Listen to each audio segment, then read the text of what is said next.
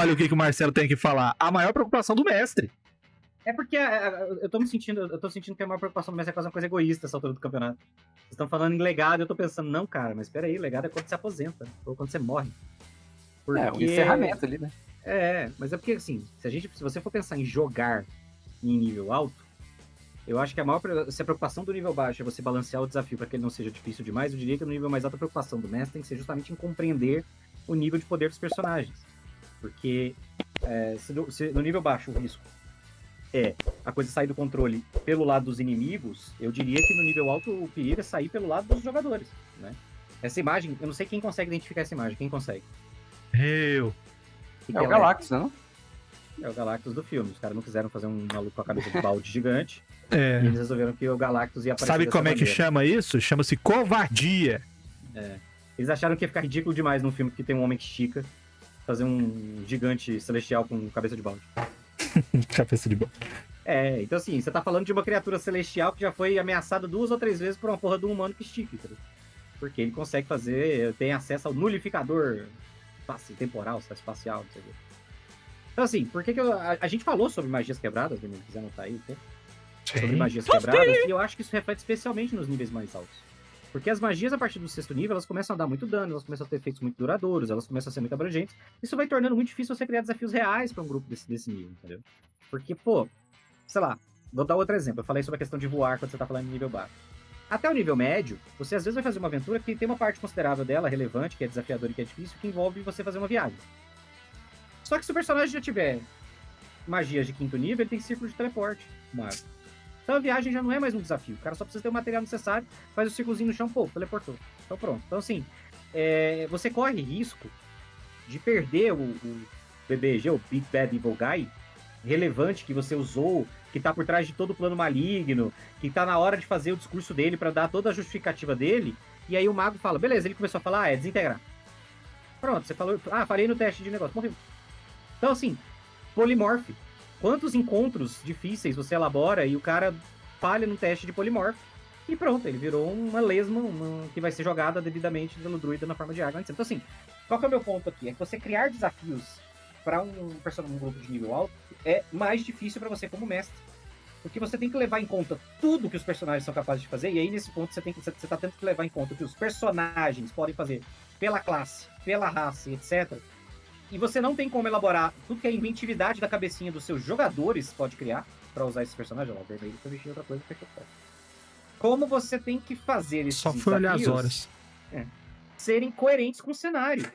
Porque esse é outro ponto. Você fazer um encontro, entre aspas, aleatório, em que o encontro é o quê? São 3 bandidos. Ok. Você pode fazer um encontro com 3 bandidos em qualquer lugar, em qualquer situação, praticamente. Os caras estão chegando na cidade, saindo da cidade, estão andando no deserto, estão andando não sei onde.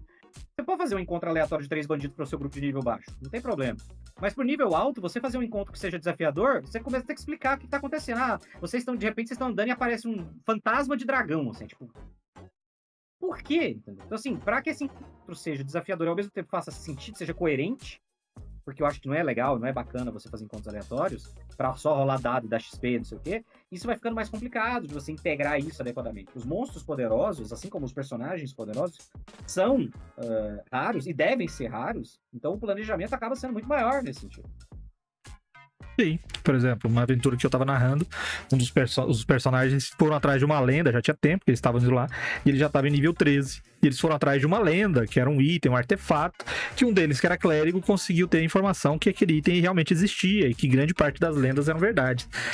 E eles passaram um aperto e conseguiram um artefato poderosíssimo, e trouxeram. Um dos personagens trouxeram lá pras posses dele, pras terras dele. Ele não teve um segundo de paz. Por quê? Porque todas as criaturas e personagens que poderiam ter noção ou condição de achar esse item e só não achava antes porque ele estava escondido, agora tem condição de ir lá buscar. E ele começou a enfrentar inimigos que eram até mais fortes que ele. Eles decidiram esconder de novo o item, porque não dava pra eles. Eles não estavam em nível de proteger o item. Eles foram lá esconder de novo. Então são coisas assim que quando você está narrando para grupos de nível mais elevado, como eu falei, qualquer ação deles conseguem afetar o ambiente, o cenário como um todo. E isso daí pode estragar tudo se você não fizer uma boa condução. Até a intenção deles é, igual você falou, né? Esse aí é que a gente tava sempre falando da questão dos incríveis e tudo mais, mas foi o que motivou o Bruce Wayne ali no Batman vs Superman, né? Na história do filme, pelo menos, o Batman vai tirar as contas com o Superman, porque, porra, a maioria das pessoas não são semideuses que estão aí explodindo as coisas e destruindo prédios. As pessoas sofrem com as consequências do que vocês estão fazendo. Então, pode chegar até um ponto em que role um fator, uns incríveis ali pra cima dos seus personagens.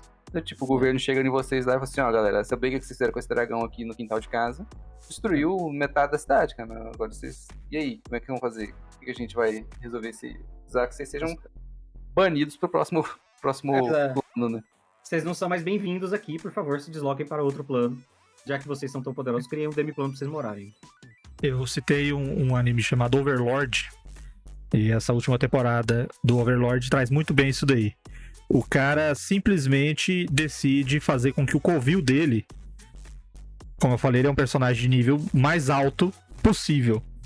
Ele é uma divindade, entre aspas, dentro do cenário lá onde ele tá.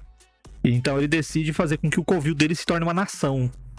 Então ele aparece e fala pro mundo, olha mundo, eu estou aqui, eu sou um morto-vivo, extremamente poderoso, tenho o poder de devastar vocês, e eu estou criando a minha nação aqui. Aí o pessoal fica com medo, uns querem enfrentar, ele vai e devasta. Aí um dos reinos mais poderosos fala assim, caraca, velho, se a gente for contra esse cara, a gente vai simplesmente morrer todo mundo. Então vamos nos aliar. Aí o principal reino se alia ao cara. Vamos fazer uma reunião, vamos fazer isso. Aí nessas pequenas coisas, ele demonstra tanto poder, mas tanto poder, que o rei dessa principal nação fala assim, cara, a gente tem que ter um plano, que se esse cara simplesmente decide fazer com que a gente pague por alguma coisa, nós estamos lascados. A gente precisa ter um plano de defesa. E aí quando eles estão fazendo uma mega produção ali, estão planejando pra fazer alguma coisa, o cara manda tipo uma mensagem, uma carta, fala assim, ó, tô precisando falar com você. Por quê? Porque ele tá querendo simplesmente fazer um acordo comercial. Mas o rei da nação mais poderosa já acha, ele descobriu o nosso plano, ele vai vir nos matar, ele tá querendo, saca? Então assim, quando o cara é poderoso demais, qualquer coisa que ele faça para os outros vai ser grandioso demais, por mais que não seja. Será que ele tem uma intenção a mais? Será que ele quer alguma coisa? Será que ele nos salvou já, mas e se ele quiser dominar a gente? Então existe esse tipo de problemática, que é importante você saber e você ter isso em mente quando estiver narrando para personagem de nível elevado. Tem uma outra opção também que até o primeiro já explorou, acho que em outra aventura dele, que é a partir do momento que seu personagem vira um Conan, um rei ali, e ele passa a ser um Lorde de Terras, por exemplo, aí você migra essa aventura para uma aventura de controle de reino mesmo. Sim. Acho que até a premissa do Kingmaker do Pathfinder, né? Acho que o Otávio tá aí, ele pode até explicar melhor, que é seu personagem ficou tão forte, tão relevante, que hoje ele é dono de terras, e aí agora você tá, o trabalho dele é administrar isso. Não é mais ir lá socar os outros. Agora ele tem um exército que ele comanda, assim, galera, vai lá e soca aquele cara pra mim.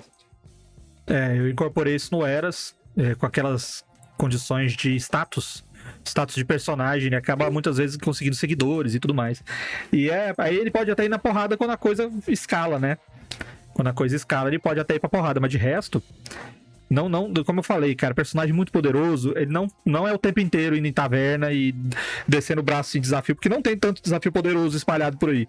Senão as pessoas fracas não conseguiriam sobreviver.